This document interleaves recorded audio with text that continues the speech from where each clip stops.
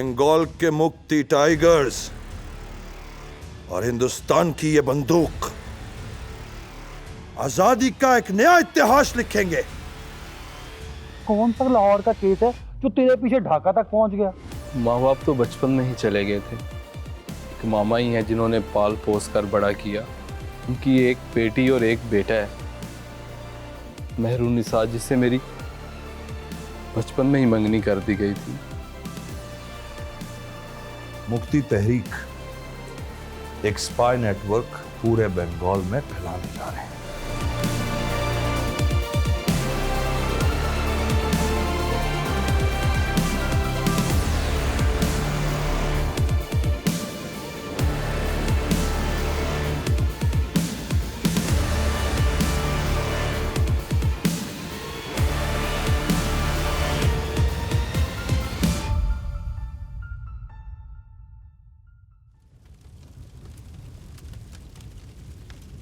औरतों के हाथ में जब ये मामला आ जाए तो समझ लो मामला गड़बड़ है। राजन एजेंट 009, बड़ा नाम सुना है इनका। यहाँ ढाका में आ चुकी है, आज उससे ही मिलने के लिए बुलाया गया है। राजन एजेंट 009। अता पता भी नहीं पता। जब्बार साहब के बाद सीनियरिटी में दूसरे नंबर पे आती है मोहतरमा। इंडिया से ट्रेनिंग लेके रहा है जासूसी का। ढाका में जासूसी नेटवर्क है, उसे ऑर्गेनाइज और लीड करने आ रही है मैडम। वाह! और हमें भी कहा गया है कि शाला उसके अंडर रह के काम करना है, क्योंकि उस मैडम की ट्रेनिंग हिंदुस्तान से है और शाला हम यहाँ के हैं लोकल। हिंदुस्तान से ट्रेनिंग लेकर आया या फिर इंग्लिस्तान से या फिर कौकाब से। औरत की सरबराही हमें कबूल नहीं है, शाला दिल नहीं मानता। एक बाहर वाली औरत को अगर सरदार मान लिया ना तो घर की सारी औरतों को सरदार मानना पड़ेगा। जब्बार साहब का ऑर्डर है कि राजन एजेंट 009 को उनकी मौजूदगी या उनकी गैर मौजूदगी में ढाका बिलखसूस ढाका यूनिवर्सिटी में कमांडर की हैसियत हासिल होगी और हमें उनको रिपोर्ट देनी होगी। सुना है मैडम बहुत पढ़ी लिखी और खूबसूरत हैं। उनकी बोलचाल और हुलिया देख के लगता ही नहीं कि शाला जासूसी नेटवर्क की लीडर। तू दे 009 को रिपोर्टिंग, शाला हम उन मर्दों में से नहीं है।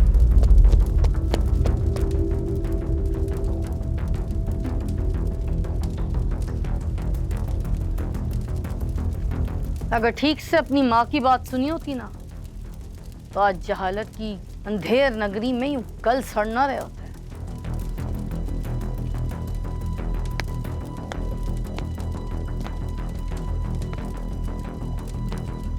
फिर मैं सोचती हूँ ये परवरिश का क्या कसूर। अब वो माँ बेचारी क्या कर सकती है जब औलाद ही कुन जहन है। पत्थरों पर भी सदियों की बरसात चाहिए रास्ता बनाने के लिए। फौलाद जिस्मों में अकल की जगह बंजर देख रही। मैडम आप हद क्रॉस कर रही हैं। जहां तुम्हारी हद खत्म होती है ना वहां पर हमारी शुरू होती है।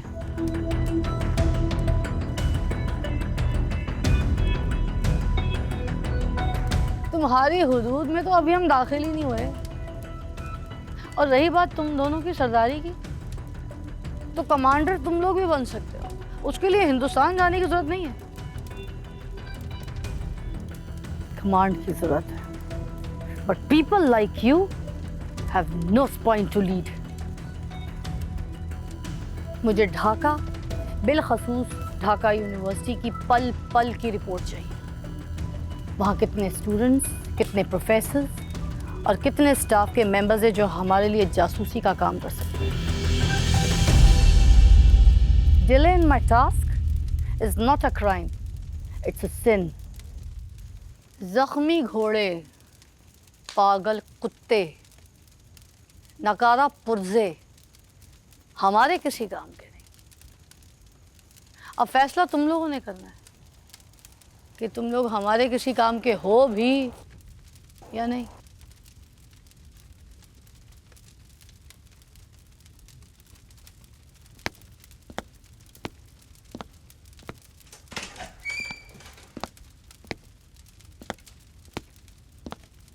ए दादा, ये शौला, ये औरत थी या तूफान?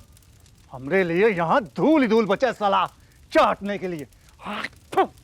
ये मैडम तुझे इतनी अच्छी लग रही है, तेरे रिश्ते की बात करूं, फिर दिन रात उसकी सेवा करते रहना, फिर उसको गाने सुनाते रहना। ए भैया, ये तुम्हारे और मेरे लेवल से ऊपर की औरत है, तो बस उस पे फोकस कर जो ये शौला कह के गई है, ढाका यूनिवर्सिटी, और मैं देख लूंगा।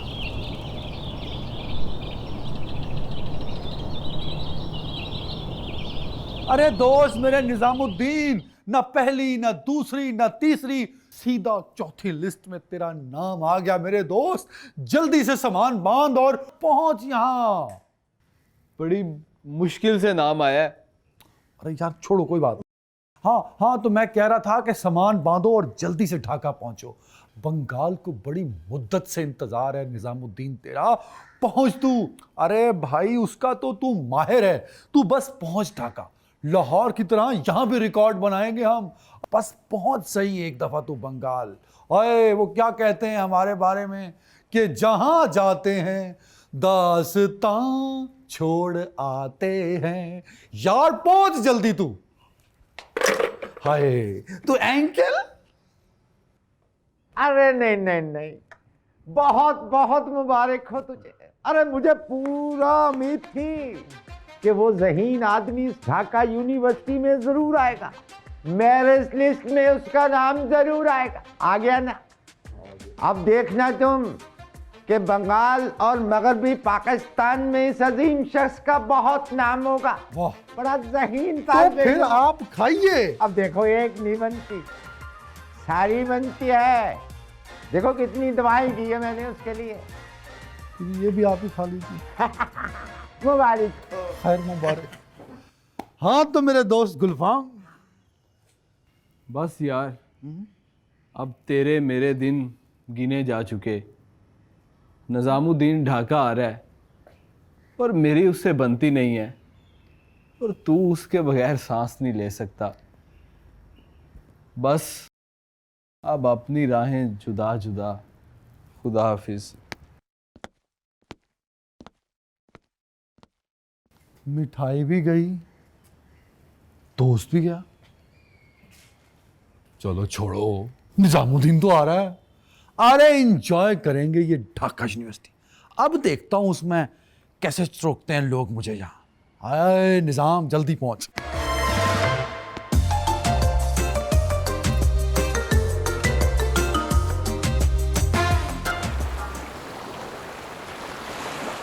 मैडम, ये खास तौर पे उन दो मगरबी पाकिस्तानी छोकरों की रिपोर्ट है जो आपने मांगी थी।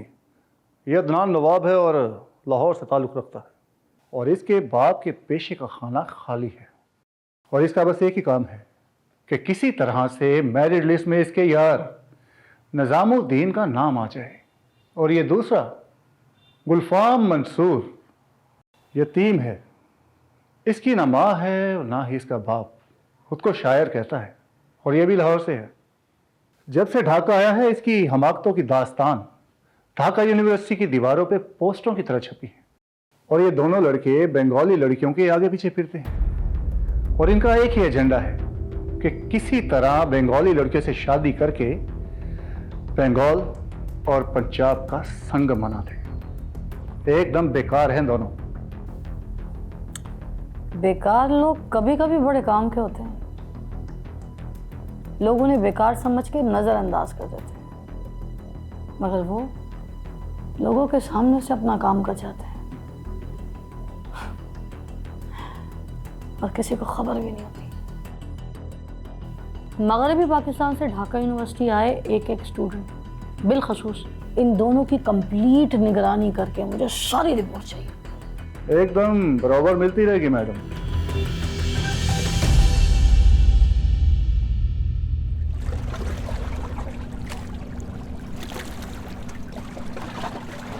वो जी आप कह रहे थे ना कि आपके दुश्मन बहुत हैं यहाँ, तो मैं सोच रही थी कि बाबा से बात करूं, आपकी सिक्योरिटी का बंदोबस्त कर दें। अरे नहीं नहीं, मामा जान को क्यों जहमत देनी है।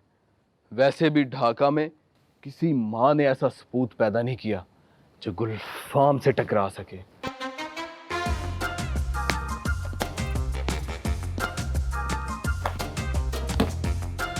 अरे वाह शाले, आज तो तू खुली आंखों से छक्के लगा रहा है।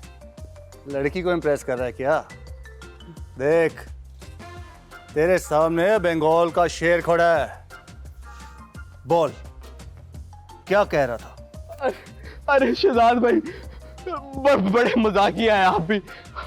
हर वक्त मजाक के मूड में ही रहते हैं। बहुत ही बदतमीज इंसान हैं आप।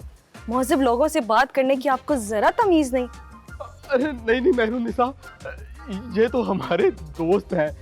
इनको बचपन से ही एक्टिंग का बड़ा शौक है। चार्ली चैपलिन के बहुत बड़े फैन है ये। बस कभी कभी वो ओवर एक्टिंग कर जाते हैं। क्यों शहजाद भाई? श्रीमती जी, एक तो आप औरत हैं और शोला दूसरा लाहौर से। हद तक है हमारे लिए कि हम आपके मुंह भी लगे। लो जी, एक ही गल हुई। ਤੁਹਾਡੀ ਮਾਂ ਵੀ ਤੇ ਕੋਈ ਔਰਤ ਹੀ ਹੋਏਗੀ ਨਾ। ਉਹਨਾਂ ਤੋਂ ਵੀ ਇੰਨੇ ਬਾਜ਼ਾਰ ਫਿਰਦੇ ਹੋ ਤੇ ਕੀ ਮਸਲਾ है लोरियां च? वैसे भी हम लाहौर वाले तो मोहब्बतें करते और मोहब्बतें बांटते हैं। क्या फ़र्क पड़ता है पंजाबी हो बंगाली हो, हैं तो सब पाकिस्तानी ना। उफ उफ, मेरी किस्मत। शाला ये लाहौर से आया हुआ पागल शायर कम था जो एक और बेवकूफ पल्ले पड़ गई। श्री मोती जी, शोला जो भी आपका नाम है, अगर तुम पंजाब वालों का पूरे पाकिस्तान पे राज भी हो जाए ना, तो भी यहाँ ढाका यूनिवर्सिटी में मुक्ति राज रहेगा। हम चाहे तो दिन, हम कहें तो रात, क्या धरती क्या आकाश, सब हमारे मोहताज हैं। देखें जी, आप होंगे ढाका यूनिवर्सिटी के बदमाश, हम भी मेहरुन्निसा हैं वल्द सलीम खान। हमारी ज़िंदगी लोगों के इशारों पर नहीं, अपने असूलों पर चलती है। और हमारे बाबा जान ने कहा है, गीदड़ की 100 साल की ज़िंदगी से बेहतर इज़्ज़त का एक दिन है। ए शला, ए, तेरे को गीदड़ बोल रही है? ये मैडम बहुत इज्जतदार है, बहुत इज्जतदार। इनका पल्लू पकड़ और इनके पीछे पीछे चला कर। हो सकता है तेरी भी थोड़ी बहुत इज्जत बन जाए।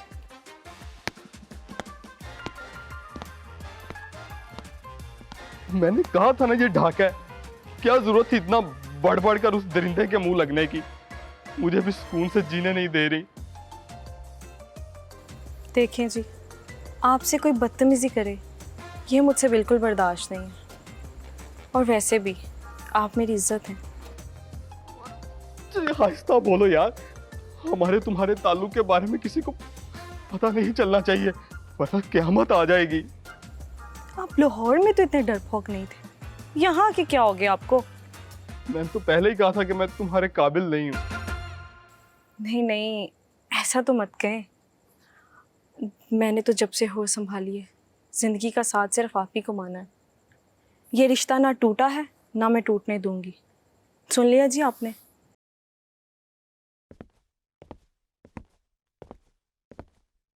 या अल्लाह पाक, इस जिल्लत की जिंदगी से अच्छा तो मुझे इज्जत से ऊपर ही बुला ले। इज्जत हूं मैं इसकी, तो मेरी कोई इज्जत ही नहीं है। कोई फौज हमारे 6 पॉइंट्स के डिमांड को तस्लीम नहीं करेगी।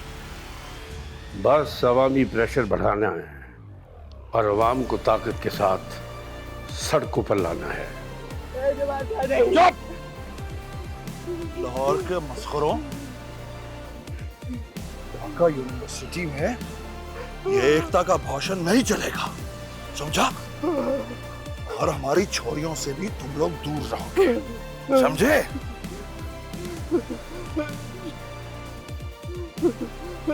तुम्हारा भाषा अलग, हमारा भाषा अलग, हमारा अंदाज अलग, तुम्हारा अंदाज अलग। फिर ये शादी मोहब्बत, ये कौन सा लॉजिक है? हाँ, कौन सा लॉजिक है?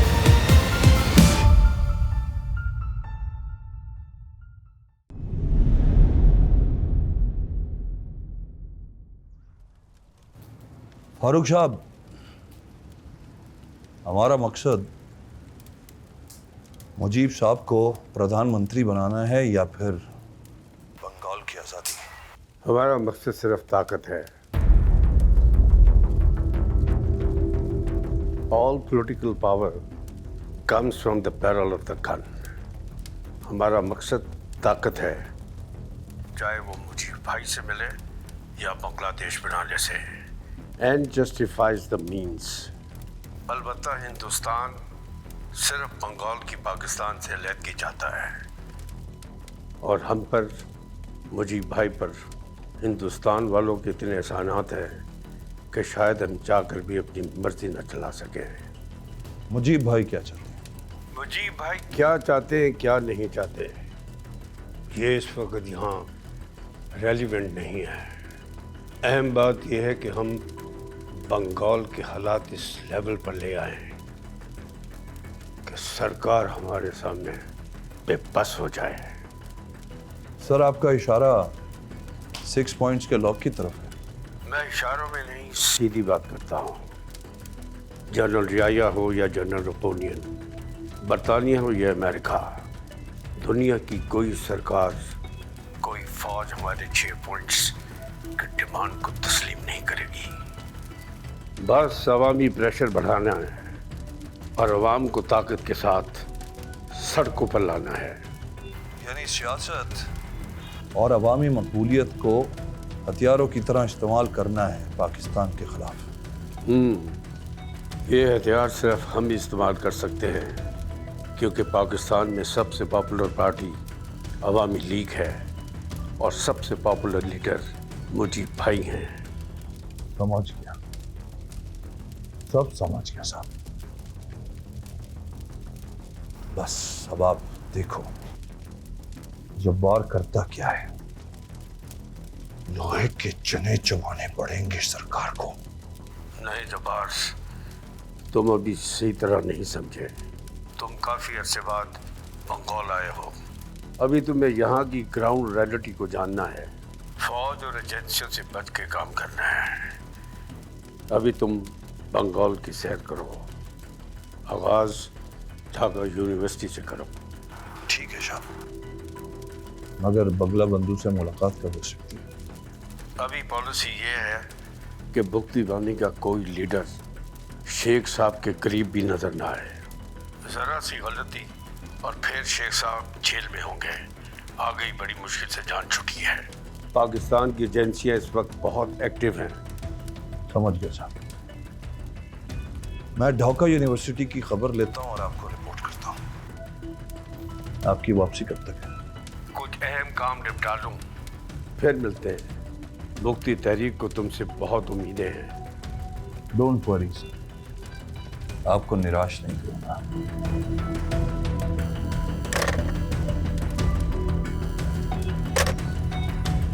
शाला जब्बार का बंगाल के सैर का इंतजाम करो और शुरू ढाका यूनिवर्सिटी से करो।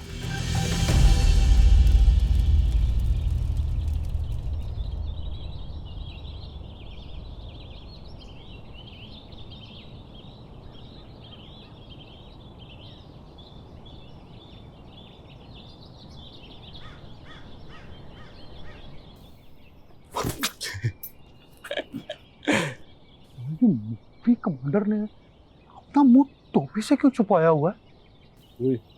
मुझे लगता है कहीं से ना मुंह काला करवा के आया है, इसलिए बेचारा मुंह दिखाने के लायक नहीं रहा। मुंह टोपी के नीचे छुपा के रखा हुआ है। वो पागल सर, जब्बार है जब्बार। इसकी फेवरेट खुराक इंसानों का खून है। हम तो वैसे पंजाब से, हमारे तो खून का प्यासा है ये। जा काम कर।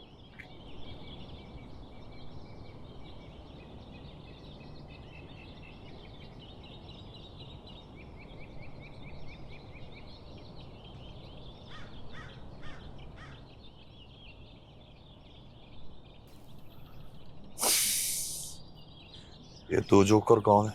बुला इनको। ए चुनु मुन्नू इधर आओ।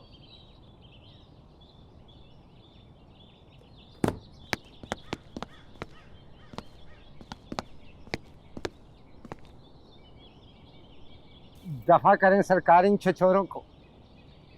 भाई बाप, हम तो काफी अरसे से आपके दीदार के लिए तरस रहे हैं। बरसों से आपकी बहादुरी की दास्तानें सुन रहे हैं कि जवाद भाई ने कत्ल कर दिया, पटड़ी उखाड़ दी, गांव के गांव जला दिए।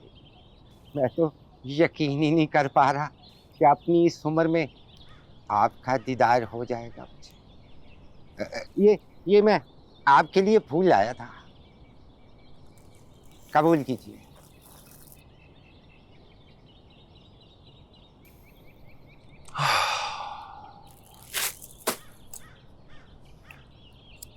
मैं यहाँ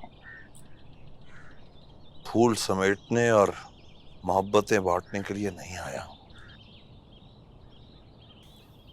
समझा?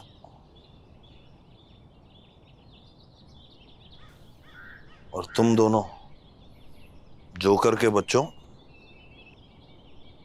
सुना है ढाका यूनिवर्सिटी में एकता का भाषण देने का बहुत शौक है। ओ मुक्ति कमांडर, जो कोई भी तेरा रैंक वैंक है, हम इस यूनिवर्सिटी के मुअज़्ज़ज़ स्टूडेंट हैं और हमारी बड़ी इज्जत है यहाँ पर। और शायर हैं हम, वो भी उर्दू जुबान के। और लड़ना भी आता है हमें।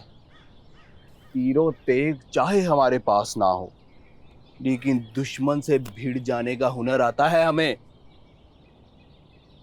क्यों अदनान?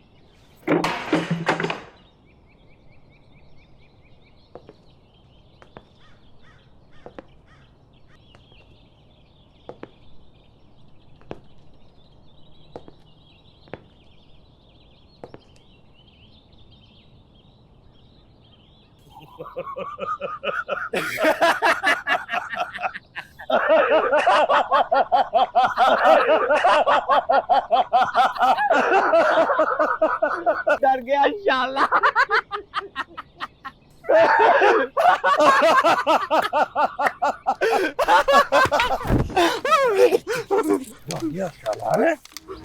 मैं डर गया। मुझे माफ कर दो, प्लीज मुझे माफ। मेरा 2% के साथ कोई लेना देना नहीं है। मुझे माफ कर दो। मैं तो इसको लाहौर में भी नहीं जानता था और मैं तो इसको ढाका में भी नहीं जानता। मुझे माफ कर दो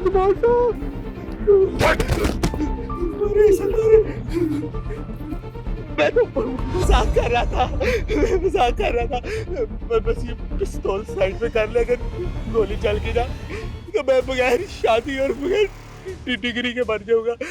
जुबैर साहब, जुबैर साहब ये मेरे दोस्त रात को मार दे, इसको मार दे। जुबैर साहब नहीं। चुप! लाहौर के मस्खरों, ढाका यूनिवर्सिटी में ये एकता का भाषण नहीं चलेगा, समझा? और हमारी छोरियों से भी तुम लोग दूर रहोगे, समझे?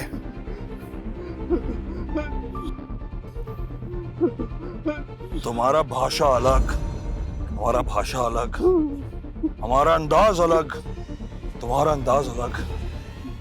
फिर ये शादी मोहब्बत, ये कौन सा लॉजिक है? हाँ, कौन सा लॉजिक है? कोई लॉजिक नहीं। अरे साहब, ये फटीचर शायर है और ये बड़े मुंह वाला, ये तो बड़ी शेखियां मारते हैं। हर वक्त उर्दू बोल बोल के ना हमारी तो मत मार दी इन्होंने। और खास तौर पे ये मूंछों वाली सरकार, इसे तो रात को भी उर्दू का दौरा पड़ता है। आधी रात को छत पे कभी इकबाल, और कभी गालिब की रूह को पता नहीं क्या क्या कहता है। अरे साहब, इन्होंने तो हमारा सुकून बर्बाद कर दिया इकबाल हाल में। भाई साहब, अब बिल्कुल तंग नहीं करूँगा। अब तो गुलफाम की आवाज़ भी नहीं निकलेगी। मैं बिल्कुल कुछ बोलूँगा ही नहीं। बस आप माफ़ कर दे मुझे, माफ़ कर दे। मैं मर जाऊँगा बगैर शादी डिग्री के। इन दोनों की वो हालत करो कि ये मौत की भीख मांगे मगर इनको मौत ना मिले। जोकर के बच्चे।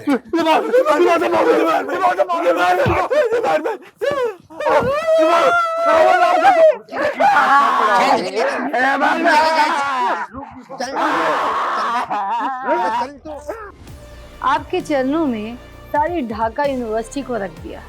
अब आपका मन जो मेरे मन से कहेगा वही इंतखाब ढाका यूनिवर्सिटी का हमारा जासूस होगा। अरे बहरू जी, आप औरत सब बर्दाश्त कर सकती है मगर एक बद किरदार मर्द कभी बर्दाश्त नहीं कर सकती।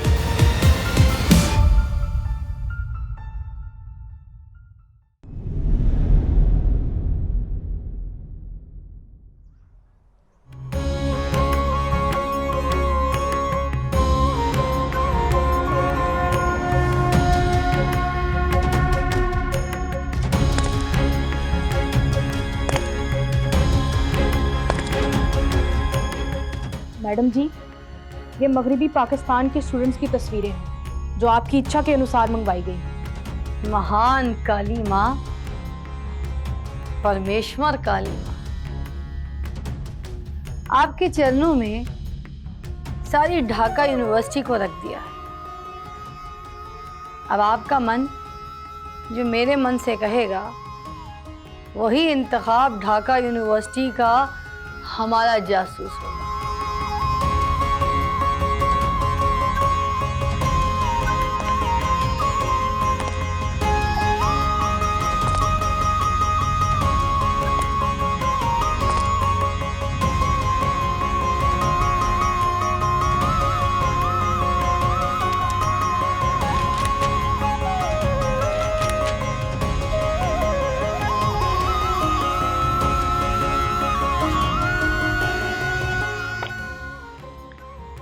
आभारी हूँ माता जी, ये आभारी हूँ।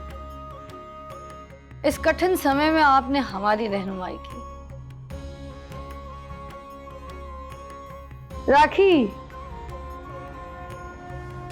ढाका यूनिवर्सिटी में हमें हमारा पहला जासूस मिल गया।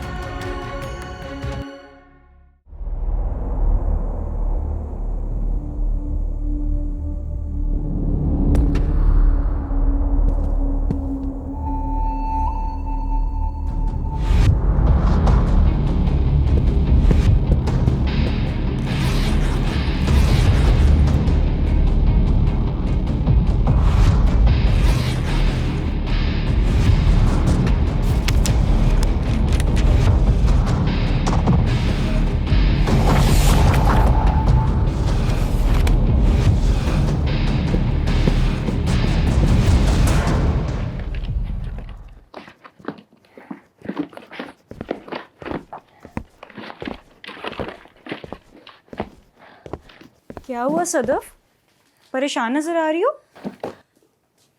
सारा, मेरे सूटकेस में फाइल्स बेतरतीब पड़ी हुई हैं। ऐसा लगता है कि किसी ने इन्हें खोल कर देखा हो।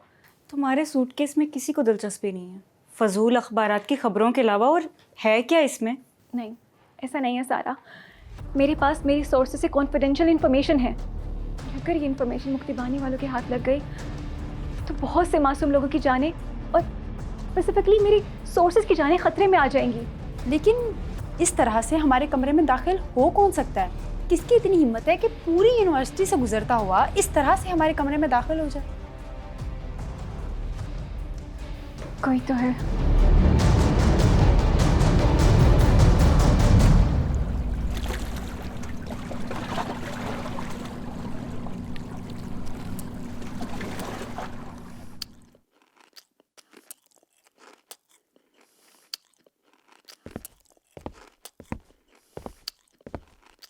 एक्चुअली हम तीनों आप लोगों से एक बहुत सीरियस बात करना चाह रहे थे। सीरियस बात करनी थी तो आप अकेली आती।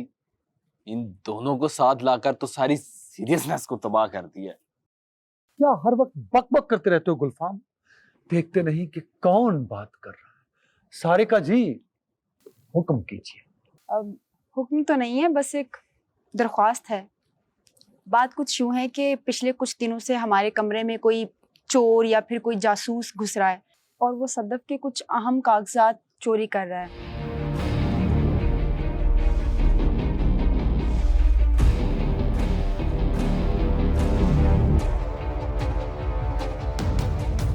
तो फिर क्या हम लोग एक टीम की तरह काम कर सकते हैं?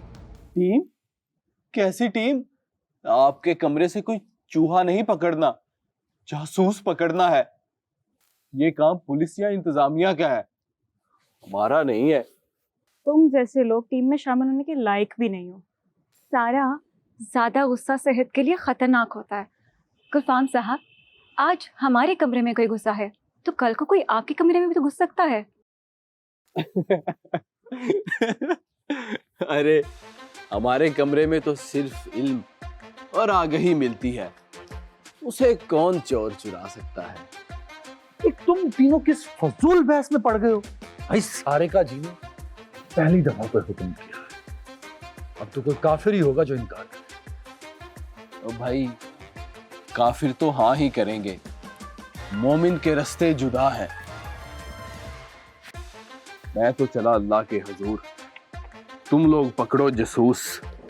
और वैसे भी मोमिन का जहां और काफिर की दुनिया और है। ला हौला वला कुव्वता इल्ला बिल्लाह। अस्तगफुर। किस कदर नौटंकी आदमी है ये।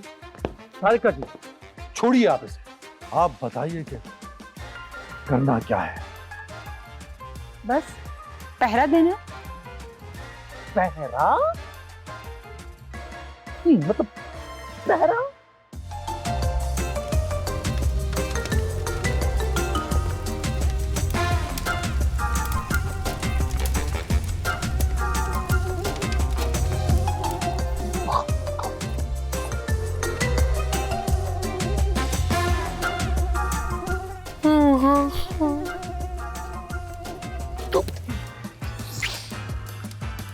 मोहब्बत और जंग में सब जायज।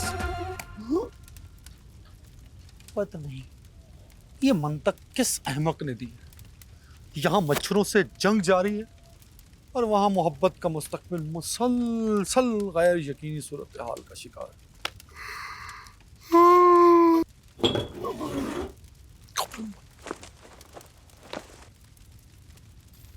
लगता है जासूस साला आ गया है।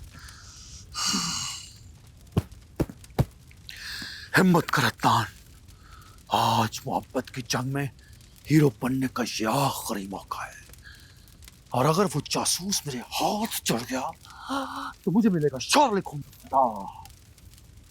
और सारिका जी का दिल होगा मेरे मुट्ठी में। आओ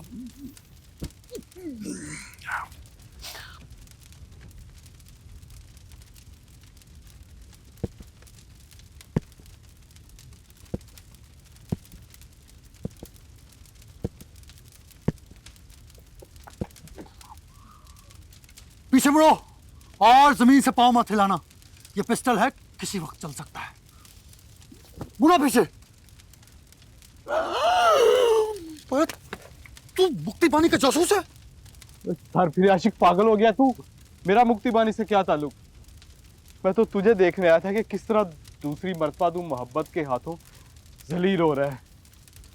नकाब पहन के छत पे क्या कर रहे हो? ओ भाई, लड़कियों की हॉस्टल की छत पे को फलांगता देख लेता ना तो बुरा हाल करता मेरा, इसलिए नकाब पहना हुआ था। और इस टार्च को पिस्तौल समझने वाले सूरमा आशिक, खुद तो ये लड़कियां सो रही हैं तो तुझे छत पे भेज दिया पहरा देने के लिए। अगर किसी को पता चल गया ना कि तू गर्ल्स हॉस्टल की छत पे है तो लड़कियों की हरेसमेंट का केस होगा तुझ पर। आवाज किस चीज की है? लगता है अब वो जासूस आ गए। और देख, उस को पकड़ने का क्रेडिट सिर्फ मेरा है। वाह जी वाह, क्रेडिट तो सिर्फ गुलफाम को जाएगा।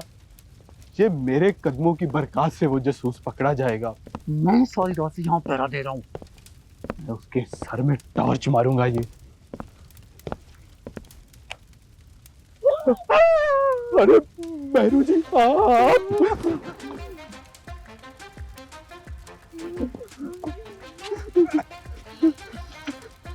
औरत सब बर्दाश्त कर सकती है, मगर एक बदकिरदार मर्द कभी बर्दाश्त नहीं कर सकती। गुलफाम जी, आप गर्ल्स हॉस्टल की छत पर पाए जाएंगे, ये तो मैंने कभी सोचा भी नहीं था।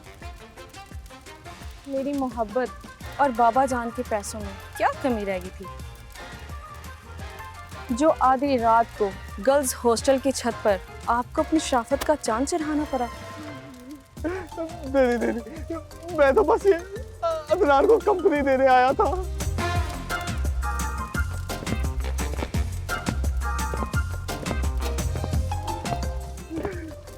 अगर मामा जी ने मेरा वजीफा बंद कर दिया ना, तो मैं मुक्ति बानी वालों के आगे तुझे खुद डालूंगा।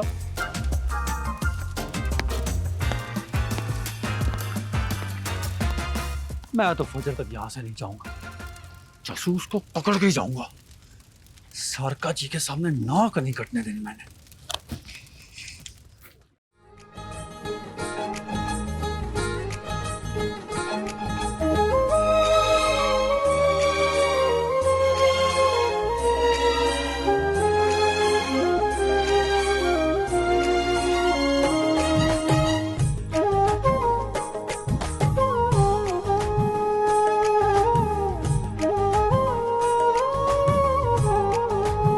जागती आंखों में है चेहरा वो ख्वाब सा, धड़कन के साथ कहीं मेरे रहती है वो, खिलते हुए फूलों में कहीं हंसती है वो, ढूंढने को इसे झूम के मन मेरा, दिल ये किस राह को ले चला।